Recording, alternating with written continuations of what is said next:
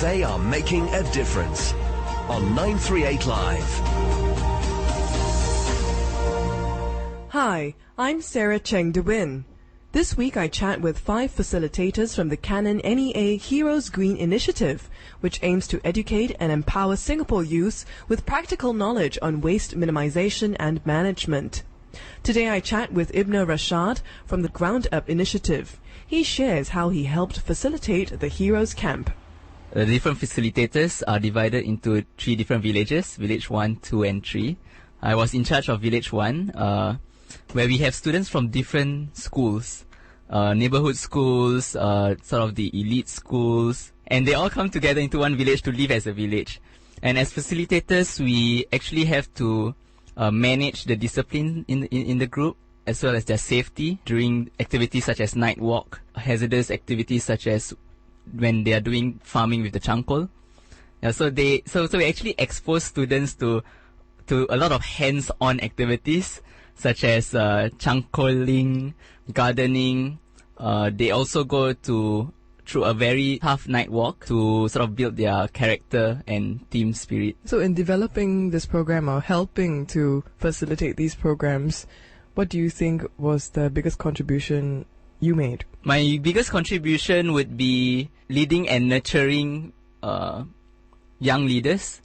During the whole camp, me and my co-facilitators, we give them more space to determine how they want to manage the village, how they want to manage the water resource, how they want to lead their own teams. It's quite different. We don't really go there and direct exactly what they do. And throughout the 3 days, we actually saw the different team leaders, who are the students, grow. From day one, initially it was the first time where the different groups get used to their leaders. We call them village councillors. And the village councillors would actually manage the resource, the direction of the team. As co-facilitators, we don't really dictate what they do. And most of the kids show very good initiative. And we are very proud of their development throughout the camp. Your own personal, what we would call profession, is actually running the lab at Ground Up Initiative. Can you share more about what you do there? We want to nurture the open DIY spirit in Singapore and hopefully in Asia and the world. We call ourselves the Open Engineering arm of Ground Up Initiative.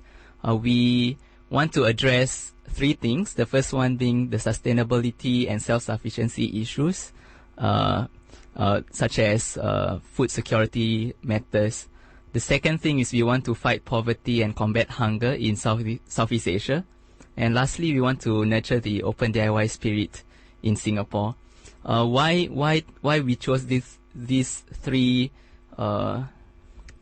strategies? It's because after going through many experiences overseas during humanitarian trips for the past 5 years in various countries such as India, Indonesia, Vietnam, and also after recently coming back from a humanitarian aid conference in Brussels, we realized that to really fight poverty or improve livelihoods in a very sustainable way, we have to actually make local communities who are affected to be more resilient, to be less dependent on foreign aid. And that's why we want to hopefully have labs in different locations around Southeast Asia in the villages where they can actually make their own innovative products to help solve their own problems. Yep. And we raised this question in Brussels: can local villages create ground-up innovation to solve their own poverty issues? And that question stumped most of the audience, including experts. And one of the participants replied, "Why not?" So it's actually a new initiative that we are trying to embark on, starting from Singapore. And ever since, people from overseas have come to our kampong, and they say that this initiative, if done well, could impact the world. So for these poverty-stricken communities, can you share an example or 2 of such ground-up innovations? Examples of ground-up innovation would include water filtration system. Like at the kampong, we actually built our own water filtration system. We don't get water from PUB. We have a group of water engineers who come together and using their own knowledge and expertise build a water filtration system, which we hope can be deployed overseas when we go for humanitarian mission.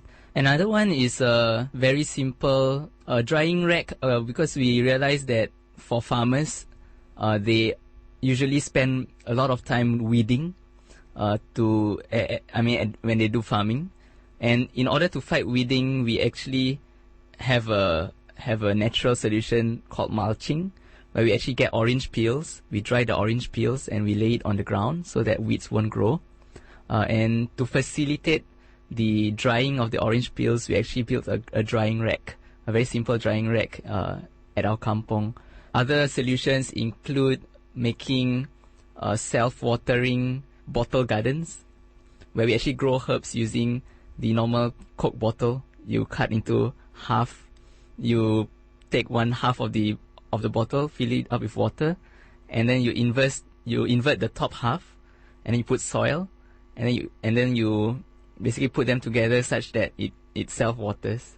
Yep. So there are a lot of innovation that our ground-up innovators have done at the kampong, and I mean it's hard for me to describe the mechanics and how they look like. It's best if you come down to the kampong and we will show you around. Ibnur Rashad. He's helping to find ground-up solutions to solve poverty-related issues. You're listening to 938 Live. I'm Sarah Cheng De Win. They are making a difference on 938 Live.